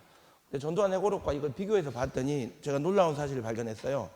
전두환 회고록은 다분히 너머너머를 의식한 책이더라고요. 목차 구성이나 그 뭔가 허위사실 적시할 때 너머너머의 내용이 사실과 다르다는 식으로 자기가 또 왜곡해 놓은 책이에요. 그래서 이 자리를 빌려서 그때 당시 지금은 저도 사실관계를 많이 더 6년 동안 재판하다 보니까 새롭게 알게 된 게 많은데 당시에 저도 알고 있는 상식이 부족한데 그 너머너머의 책이 있어서 아마 전두환 회고록의 초기 대처가 가능했다라는 생각이 들어서 너머너머 저자이신 이재희 박사님에게 박수 한번. 그래서 그 책의 내용들이 되게 잘 정리되어 있어서 전두환 회고록을 기본 뼈대를 분석할 수 있었고 그리고 5.18 재단에서 가져다 준 것, 또 정수반 선생님이 막 수집했다는 자료들, 근데 그것들을 정리하기가 힘들어서 그때 당시에 한 10일 밤 이상을 세운 것 같아요. 근데 그 세울 수 있었던 동력은 전두환이 그 전에 2016년에 월간 신동하고 인터뷰할 때 북한군 개입설만큼은 무슨 똥다림 같은 소리냐 금시초문이나 했거든요. 그리고 지만원이가 하는 이상한 소리를 연희동하고 연결시키지 말라고 명확하게 이순자도 거들면서 말했기 때문에 나는 북한군 개입설은 언급 안 했을 줄 알았어요. 근데 전두환 회고록을 막상 펼쳐봤더니 전두환 회고록의 상당 부분이 북한군 개입설, 그리고 그것을 그 전에 주장했던 지만원의 주장과 김대령이라는 사람의 주장을 그대로 다 옮겨왔기 때문에 이게 전두환 회고록은 전두환을 대표하는 왜곡 세력이 5.18 왜곡을 집대성해서 만든 책이구나. 그래서 제가 사명감을 느꼈습니다. 이 책을 출판금지 시키지 않으면 진짜 저희는 사실은 5.18이라는 그 선배 세대가 피 흘린 그 희생 때문에 진전된 민주주의의 세계에 살고 있었잖아요. 그 선배들에 대한 부채의식을 항상 갖고 있는데 법률 지식을 갖고 있으니까 이 책을 갖고 최소한 출판 금지를 이 세상에 누가 이 왜곡된 책을 못 보게 하는 것, 그 정도가 맞겠구나 싶어서 시작을 했는데 처음에 이제 가처분이 인용이 됐습니다. 북한군 개입설을 중심으로 한 거였는데 근데 전두환이 또 다시 한번 가리고 한번 다시 재출간 2세를 발행을 하니까 이때부터는 이제 자발성이 엄청 높아졌어요. 이제 전투욕이 생겨가지고 이제 누가 이긴가 보자 이렇게 된 것이어서 이제 그 다음부터는 후배들하고 같이 하려고 했는데 이제 제가 제일 많이 아는 사람이 돼버렸잖아요. 예, 그래서 결국은 5.18에 대해서 많이 관심 갖고 아는 변호사가 운명적으로 될 수밖에 없었고 그래서 더 5.18의 실상과 그 왜곡의 폐해를 더 많이 알게 됐던 것 같습니다. 그래서 전두환 형사고소할 때도 우리가 일반적으로 생각하기에 북한군 개입설이 가장 악의적이고 가장 나쁜 건데 우리가 왜 형사고소를 못하냐면 지금은 이제 법은 개정해 놨습니다만 당시에는 대법원 판례가 피해자가 특정되지 않으면 집단표시 명예훼손 이론 때문에 안 돼요. 그래서 전두환이 너무 자신 있게 썼던 피해자를 특정한 건 딱 헬기 사격밖에 없었습니다. 저희가 특정한 69가지 허위사실 중에 피해자가 특정된 것은 좀 자리에 계십니다만 조비오 신부님의 그 조카 신부님 오셨는데 조비오 신부님의 명예훼손하고 피터슨 목사 이 두 사람만 피해자가 특정되고 나머지는 다 5.18 자체에 대한 조롱, 명예훼손, 또 전라도, 또 광주 여기에 대한 비하였거든요. 근데 이것은 민사소송밖에 할 수 없었고 형사고소가 불가능했는데 오히려 이 전두환 재판이 동력이 돼서 그걸 처벌이 공백이구나 라고 해서 아마 이 법도 통과된 것인데 지금은 피해자가 특정되지 않아도 처벌되는 법이 이제 생긴 겁니다. 그런 저런 이야기들을 좀 하고 싶고 지금 저는 더 길게 하지 않기 위해서 전두환 재판이 우리 사회에 준 것은 이제 수많은 쟁점에 대해서 이번에 조사보고서 문제를 언급하면서 제 발표를 마치겠습니다. 조사보고서에서 우리가 극명하게 우리가 여러 내용을 다투지만 도저히 용납할 수 없는 왜곡이라고 한 보고서가 2개거든요. 군경 피해 보고서하고 그리고 무기고와 관련된 이 보고서입니다. 이 두 보고서를 저희가 왜곡 부실 보고서를 넘어서 왜곡 보고서를 했던 이유는 5.18 왜곡의 뿌리에 다시 다가갔기 때문입니다. 북한군 개입설은 전두환 회고록을 통해서 또 지만원 소송을 통해서 밝혀질 대로 밝혀졌기 때문에 그건 사실 그대로 그냥 정리만 하면 됩니다. 하지만 그 군경 피해 보고서는 어떤 측면에서 문제 제기를 한 거냐면, 저는 가장 안타까운 것은 전두환 회고록 판결에서 이미 사법부가 수많은 증거 조사를 통해서 명시적으로 판결을 했는데 왜 행정기관인 행정위원회에 불과한 5.18 조사 보고서가 그 판결문에 나와 있는 것조차도 인용을 못하고, 또 보수위원들이 반대했다 하더라도 그 판결문을 가져다가 그 회의록을 보면 이 판결이 있다라고 명확하게 제압해가지고 끌어내지 못하고 있는 상황을 보고, 아, 그나마 이 판결문에 있어서 이 논구가 가능하고 이 종합보고서를 수정할 수 있고, 또 이렇게 우리가 몇 달 동안 최근에 그 왜곡 보고서에 대해서 문제를 삼은 거 아니겠습니까? 권용훈 일병 사망 원인이 단순히 사망 원인이 중요했던 게 아니라 발포 원인과 관련돼 있습니다. 1980년 5월 21일 날 그 피해 그날 계엄군은 시민군이 선무장에서 발표했다는 그런 주장도 자위권 발동도 하지만, 시민군의 장갑차가 계엄군을 돌진해서 시민군의 장갑차에서 계엄군이 깔려서 압사당한 걸 보고 공포를 느껴서 할쏘기 총을 쏘았다는 그 자위권 발동의 논리를 거기서 시작하거든요. 발포 이전에, 이게 직전에 있었던 일입니다. 근데 전두환 회고록 1심에서도 안 받겨지다가 항소심에 가서야 재판부가 11페이지에 걸쳐서 자세히 있습니다. 한 쟁점에 대해서 한 페이지 쓰기도 힘든데 11페이지나 걸쳐서 권용훈 일병은 계엄군의 장갑차는 무한궤도용, 우리가 말한 불도저 같은 장갑차에서 완전히 그냥 납작하게 으깨져서 그냥 그렇게 돌아가신 거거든요. 근데 시민군이 갖고 있는 장갑차는 우리가 같은 차량입니다. 그러니까 이것은 교통사고 난 것처럼 치여서 돌아가시는 거예요. 근데 권용훈 일병은 계엄군의 장갑차에서 사망한 건데, 자체 사고인데 마치 시민군의 공격에 의해서 사망한 것처럼 40년간 왜곡에 시달려서 겨우 판결문에 밝혀놨는데 다시 그것을 원점으로 돌려놨으니 이건 다시 자유권 발동 논리가 다시 나오는 거거든요. 그리고 무기고 비습도 마찬가지입니다. 무기고라는 것도 계엄군이 먼저 조준사기까지 하면서 학살을 하니까 시민군들이 도저히 방법이 없어서 시민들이 무장하는 거 아닙니까? 대법원 전원합치 판결 97년 판결에도 그 과정이 명확하게 나옵니다. 그리고 무기고에 대한 선후관계도 다 나와요.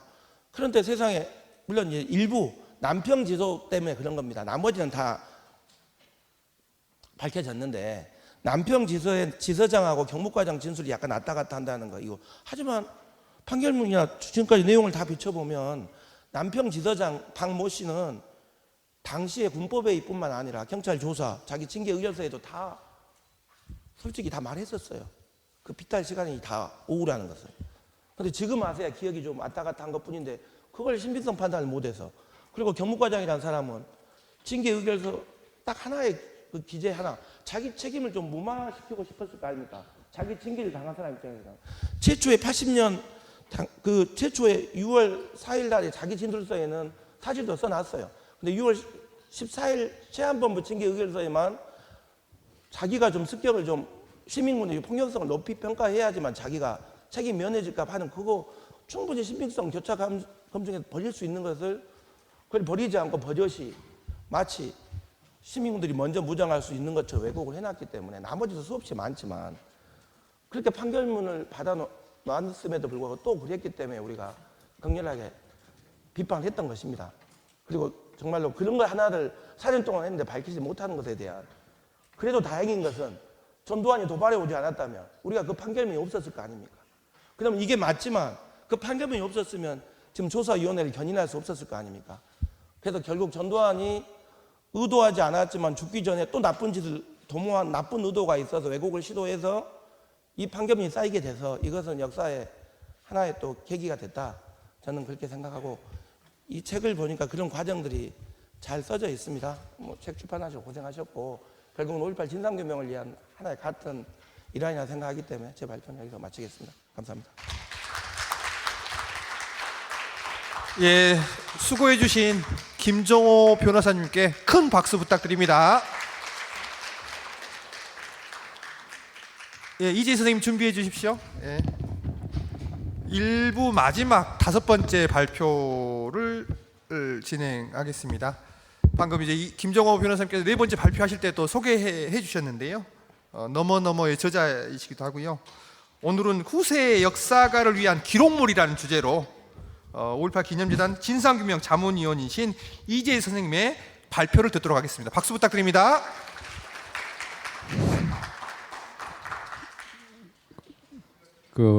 저는 뭐 길게 말씀드릴 것은 없고요. 아까 그 사진 이렇게 볼 때 편찬을 하기 위해서 모였던 사람들 그 사진 중에 웃는 모습으로 그 사진이 찍혀 있더라고요. 근데 사실은 이제 그 사진은 여러 수십 차례 모인 것 중에 한 번이었습니다. 이 자료집을 꼭 만들어야 한다는 주장을 제가 처음에 했었습니다. 왜냐하면 이 시기가 2015년부터 21년 사이라고는 하지만은 사실은 2010년도부터 2020년도까지 걸친 한 10년에 걸친 그 시간이 굉장히 왜곡이 집중적으로 벌어졌고, 그것이 5.18 이후에 그 대법원 판결이 있었던 97년까지 그 한 번 텀을 딱 이렇게 마감 짓고 나서 그 뒤에 좀 조용했었잖아요. 그러다가 2010년도 들어서면서부터 왜곡이 슬슬 시작되다 2015년 되니까 이제 뭐 폭발적으로 이렇게 나타나는 이런 현상을 보였는데, 이 시기에 광주 시민들이 전체가 다시 뭉치기 시작했습니다. 제가 보기에는.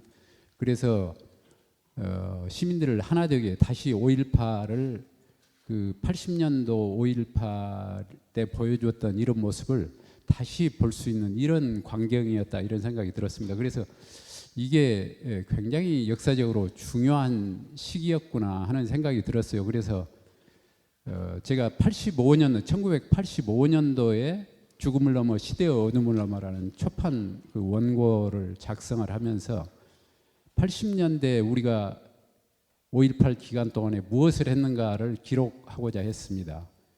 그때는 아주 단순한 생각으로 그 모아진 자료를 가지고 그것을 썼었는데, 이게 시간이 가면서 보니까 엄청난 그 사료로서 효과를 발휘를 하더라고요. 그 대표적인 것이 1998년도에 국회 청문회에서 여야 국회의원 모두가 다, 그리고 또 청문회 증인으로 나선 사람들이 전부 그 책을 읽고 나와서 광주에서 이런 일이 벌어졌다는데 여기에 대한 답변들을 혹은 질문들을 서로 하는 겁니다. 그때 이용이 되는 것을 봤고, 또 그 뒤에 95년도에 검찰 수사가 시작되니까 한 80명 정도가 특검단들이 조직이 돼가지고 했었다고 그러는데, 그 검사 80명이 전부 이 책을 읽고 또 그 질의를 하고 그러더라고요. 보니까 수사 기록을 전부 읽어보면 그런 기록들이 낱낱이 나옵니다. 그리고 그 뒤에도 국방부 과거사위원회 조사를 할 때도 그러고, 또 최근에 조사위원회에서 조사를 할 때도 그렇고, 그래서 진실을 기록해 놓는다는 것은 이런 엄청난 위력을 갖고 있는 거구나 하는 생각이 들었어요. 그래서 저는 이 시기에 우리가 했던 이 활동들을 기록해 놓는다는 것이 얼마나 역사적으로 중요한가 지금은 별로 잘 못 느낍니다. 이 책이 얼만큼 중요한지를. 그런데 아마 10년 혹은 50년 뒤에 그 후세들이 이렇게 보면은 이 시기에 이 광주에 계신 분들이 대충 하지 않았구나, 이런 치열한 이런 움직임들을 했었고, 그래서 우리 역사가 이렇게 버텨나가고 우리 민주주의가 이렇게 지탱되었구나, 이런 것을 좀 느끼게 이런 책을 한번 꼭 기록을 좀 해두자. 그러니까 여기 계신 분들 모든 사람들의 기록입니다. 어떻게 보면은. 그래서 가급적이면은 그런 흔적들이 묻어나도록, 그렇게 이제 저 같은 사람들이 쓰기는 좀 힘들고 저렇게 새로운 신진 학자들이 또 이 시대의 감각에 맞게 이렇게 책이 참 잘 만들어진 것 같습니다. 물론 저 같은 경우는 그 회의를 하면서 가급적이면은 이런 그 우리가 느끼는 80년대를 직접 경험했던 사람들이 느끼는 그런 감각이 크게 벗어나지지 않도록 그런 큰 방향을 좀 짚고 방향을 설정하고, 또 중요한 포인트들이 어떤 것인지 이런 것들을 좀 이야기를 해주고 그랬는데, 이 과정에서 정말 그 고맙게 생각하는 분들이 몇 분이 있습니다. 무엇보다도 이제 아까도 몇 차례 이야기가 나왔습니다만은 김양래 5.18 재단 상임이사, 이분 굉장히 열정적으로 했습니다. 사실은 저도 그분, 제가 이제 그 전에부터 저는 이 5.18 재단에서 이 일을 해야 한다고 와서 계속 주장을 했었는데 5.18 재단이 너무 그 뜨뜻미지근하게 움직이질 않더라고요. 그래서 정말 실망을 했어요. 왜냐하면 제가 그때 너무너무 개정판을 쓰면서 그걸 공개적으로 쓰겠다고 이렇게 기자회견을 하고 그러니까 저를 갑자기 그 기획 수사를 하는 거 있잖아요. 그래가지고 광주 경찰청에서 광역수사대에서 저를 수사를 하는 겁니다. 그때 그 변호를 맡아주셨던 분이 그 김정호 변호사님이었습니다. 그때 인연을 서로 받게 됐는데, 그래 저는 막 재판을 받느라고 정신이 없는데 그 뒤에 이제 2017년도에 책을 바로 써내놓고 나니까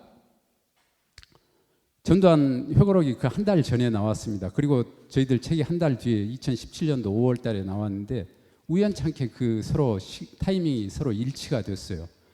그러다 보니까 막 이게 엄청난 이슈가 돼가지고 저는 화가 나서 못 견디겠더라고요. 도대체 이런 식의 왜곡을 하고 있는데 우리가 이렇게 무기력하게 대응을 해서야 되겠느냐 해가지고 재단에 와가지고 어디다 다른 데 항의할 데는 없고 재단이 나서서 이런 일을 해줘야 하지 않겠느냐 하는데, 가만히 보니까 재단이 안 하려고 그런 것이 아니고 할 수 있는 방법을 못 찾는 겁니다. 왜냐하면은 이 지만호이라는 사람이 너무 5.18을 연구를 많이 한 거예요. 보니까 이 지만호이 연구한 내용은 어떤 것이냐면, 우리는 다 그동안에 이제 5.18 다 해결됐다고 생각을 해버렸는데 이 사람은 그때부터 5.18을 연구를 한 겁니다. 재판이 끝나고 나서부터. 주로 80년도에 합동수사단이 있었잖아요. 합수부라고 하는. 이 합수단에서 수사를 했던 내용들을 전부 그 기록을 찾아가지고 광주 사람들이 어떻게 폭동 행위를 했는가, 이 관점에서 철저하게 연구를 했어요. 그 사람만큼 깊이 있게 연구를 한 사람이 저는 감이 없다고 그렇게 생각을 합니다. 지만원이 쓴 글들을 제가 거의 대부분 다 읽어봤는데 정말 광주 사람들 크게 반성을 해야겠다 이런 생각이 들고, 그래서 이제 저희들이 쓸 수 있는 기록으로서 그 너머너머를 개정판을 다시 그 수사가 진행이 되고 있는 동안에 제가 그 책을 썼습니다. 그것이 다행히 그 전두환 회고록 만들어진 시기와 타이밍이 일치가 돼가지고 결국은 조사위원회까지 연결이 되는 이런 것이 됐었는데, 그래서 이제 그때 그것을 가장 적극적으로 나섰던 분이 재단에서 김양래 상임이사님이 그랬고, 근데 혼자 할 수가 없잖아요. 왜냐하면 왜곡 오는 사람들은 너무 전문적인 거예요. 근데 우리 쪽은 그런 전문적인 이론적으로 무장이 돼 있질 않습니다. 그래서 제가 도와드리겠다 이런 것 하나 하고, 근데 저 혼자만은 안 됩니다. 왜냐하면은 훨씬 더 그 디테일하고 구체적인 사실들이 왜곡을 많이 시키고 있으니까, 사실은 광주에서 5.18에 대해서는 살아있는 사전이라고 할 수 있는 분이 정수만 선생님이었습니다. 저는 이분이 없었다면 광주는 아마 오늘날과 같은 그런 모습이 아니었으리라고 생각을 합니다. 이분을 꼭 5.18 재단에 모셔가지고 이 왜곡 대응을 하는데 본격적으로 대응할 수 있는 체제를 갖추자 해가지고 그분을 모셔왔던 겁니다. 그래가지고 이제 그분은 이렇게 글을 쓰시는 분은 아니기 때문에 저희들이 이제 그 연구진들을 이렇게 만들고 조직을 하면서 대응 조직들을 이렇게 만들고 해가지고 재단에서 이제 그런 활동들을 해왔는데, 거기에서 마침 이제 거의 자발적으로 민간 영역에서 시민사회단체들이 노력을 하고, 또 아까 말씀하신 것처럼 민변에서 정말 그 다른 지역에서는 볼 수 없는 그런 움직임이 우리 지역에서 저는 있었다고 생각합니다. 사실은 1995년도에 재판을 할 때도 자발적으로 그 민변에서 그렇게 나서 주셨어요. 그때는 정웅태 변호사라고 제 친구이기도 하고 그런데 그분이 굉장히 적극적으로 나오고, 그다음에 지금은 서울로 가셨는데 윤하명 변호사라고 그분도 적극적으로 하고, 또 서울에서 몇 분들이 같이 변호사들이 해주셨습니다. 그래가지고 전국적으로 이렇게 5.18 문제를 그때는 지금보다 훨씬 더 큰 규모로 했었죠. 그렇게 해가지고 재판을 성공적으로 이끌어냈었는데 마침 이번에는 우리 김정호 변호사님을 중심으로 해가지고 저는 김정호 변호사님이 내 변론을 하고 있을 때만 해도 그렇게까지 적극적으로 하리라고는 전혀 모르고 있었어요. 이분이 어떤 분인지도 잘 모르고 그랬었는데 나중에 보니까 정말 진정성을 가지고 이렇게 해주셔서 정말 고맙게 생각을 하고 있습니다. 그리고 이제 그러고 나서 이 과정들이 많은 사람들에 의해서 우리가 조사위원회가 만들어지면은 거기에 가서 일할 사람이 있어야지 우리가 그런 준비가 안 돼 있으면은 우리가 알고 있는 것만큼밖에 안 밝혀지더라고요. 모든 진실이라는 것이. 그래서 그런 분들을 좀 공부를 시키자 해가지고 재단에서 아까 그런 진상규명 대응팀을 만들어가지고 그런 공부들을 시켰습니다. 한 2년 정도. 그래서 그 중에 일부가 조사위원회에 가서 지금까지도 일을 하고 있고 아마 그분들이 알고 있는 범위만큼 저는 밝혔다고 생각이 됩니다. 그래서 미흡한 점도 많고 그러지만은 아무튼 그 조사위원회를 만들어내는 과정까지가 저는 이 책에 담고 있는 내용이라고 이렇게 생각을 합니다. 그래서 이건 지금 이 시점을 살고 있는 광주 시민 여러분들의 모든 사람의 노력을 최단으로 담으려고 노력했다. 그런 점을 좀 알아주셨으면 고맙겠습니다. 감사합니다.